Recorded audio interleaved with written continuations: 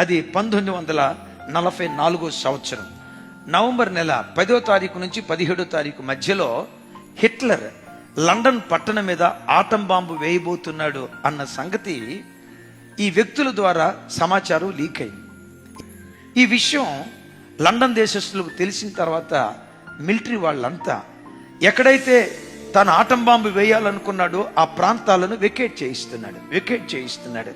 ఈ ఖాళీ చేసే పరంపరలో ఒక ఇంటికి వెళ్ళారు.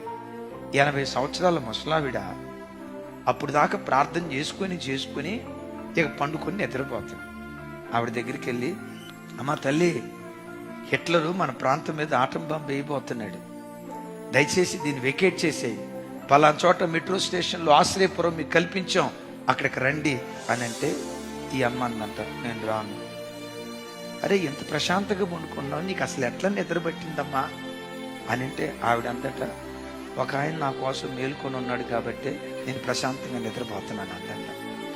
ఎవరు కాపలాగా వస్తున్నారమ్మా, ఎవరు లేరు కదా, ఇల్లంతా వెతికితే అని అంటే, బాబు బైబిల్ ఇప్పుడైనా చదివేరా? చదివేవమ్మా, చదవక పాఠం ఏంటంటే కీర్తనల గ్రంథం 121వ కీర్తన 4వ వచనంలో ఏమైనా రాసిందంటే, ఇజ్రాయేలులను కాపాడువాడు కొనుకడు నిద్రపోడు.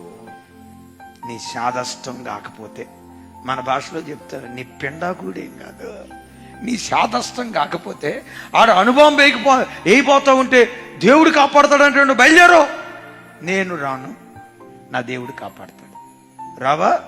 ఒకవేళ ఆటం బాంబులో నువ్వు చచ్చిపోతే ప్రభుత్వం మా మీద నేరారోపణ చేస్తుంది. ఇదిగో ఈ డైరీ మీద నువ్వు ఎందుకు రానన్నావో రాయి.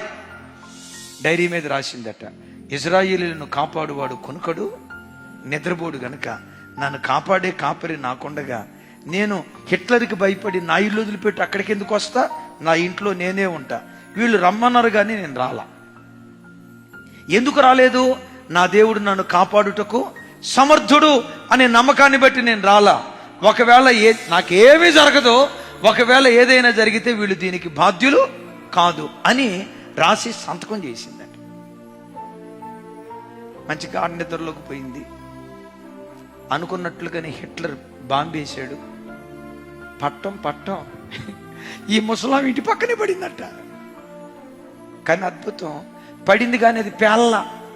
40 అడుగులు లోతు వెళ్ళిపోయిందట బాంబు, పేలలేదట. నా ప్రభు బిడ్డలారా, లండన్ మ్యూజియంలో ఏమని రాస్తుందో తెలుసా? London saved by old women faith. ఒక వృద్ధురాలి విశ్వాసము ద్వారా లండన్ పట్టణం కాపాడబడింది. Praise the lord.